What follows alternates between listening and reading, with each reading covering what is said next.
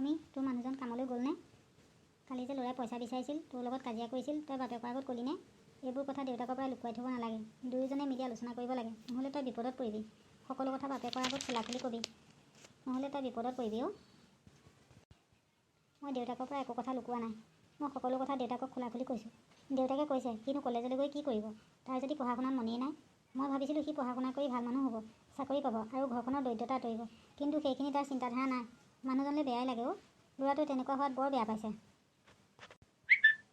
মই তোক আৰু এটা কথা ক'ম বুলি ভাবি আছোঁ, কিন্তু ক'বলৈ বেয়া লাগিছে অ'। তই কিজানি বেয়াই পাৱ। কচোন কি কথা? মই বেয়া নাপাওঁ। তইতো মোৰ একমাত্ৰ বান্ধৱী। সৰুৰ পৰা দুয়োজনীয়ে সুখ দুখৰ কথা, মনৰ কথা আলোচনা কৰোঁ। ইমান দিনে তোক বেয়া নাপালোঁ, এতিয়া আকৌ তোক কিয় বেয়া পাম? তেনেহ'লে শুন, কালি মোক এজন মানুহে ক'লে। মই তোক মানুহজনৰ নামটো নকওঁ, মোক বাৰে বাৰে তোক ক'বলৈ মানা কৰিছে, কিন্তু মই তোৰ পৰা কথা কেনেকৈ লুকুৱাই ৰাখোঁ? তোৰ ল'ৰাই বোলে পানীৰামৰ জীয়েকক ভাল পায়। কালি বোলে পানীৰামৰ জীয়েকৰ বাৰ্থডে আছিল।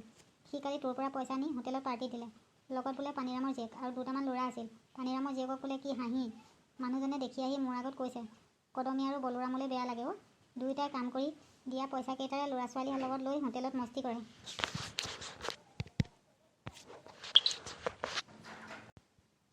মই ভাবিছিলোঁ মালতী সি নিশ্চয় কিবা এটা বেয়া কাম কৰিছে। সি অলপ দিনৰ পৰা মোবাইলটো কাণত লগাই ফুচফুচাই কথা পাতি থাকে। ভনীয়েকে দেখিলে ওচৰলৈ গ'লে তাইক খেদে। সি কলেজলৈ নোযোৱাই ভাল অ'। এনেই সি কলেজলৈ গৈ পইচাখিনিহে বৰবাদ কৰিছে। পঢ়া শুনাত মন নহ'লে নোযোৱাই ভাল। সি ছোৱালী খেলতে লাগক। সি ছোৱালী আনি ক'ত ৰাখিব, কি খুৱাব? ঘৰত টিংকেইচটামান লগাম বুলি আজিলৈকে লগাব পৰা নাই। বৰষুণ দিলে পানী পৰে।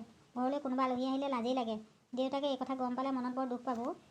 নাই, মই ছোৱালীজনীকে ভালদৰে পঢ়ুৱাম। ল'ৰাৰ আশা বাদ দিলোঁ। ছোৱালীজনী পঢ়াটো বেয়া নহয়। এদিন তাই ভাল মানুহ হ'লে তাই আমাৰ দুইটাক বুঢ়াকালত চাব। পৰা দিনকেইটাতো আমি নিজেই কৰিয়ে খাম।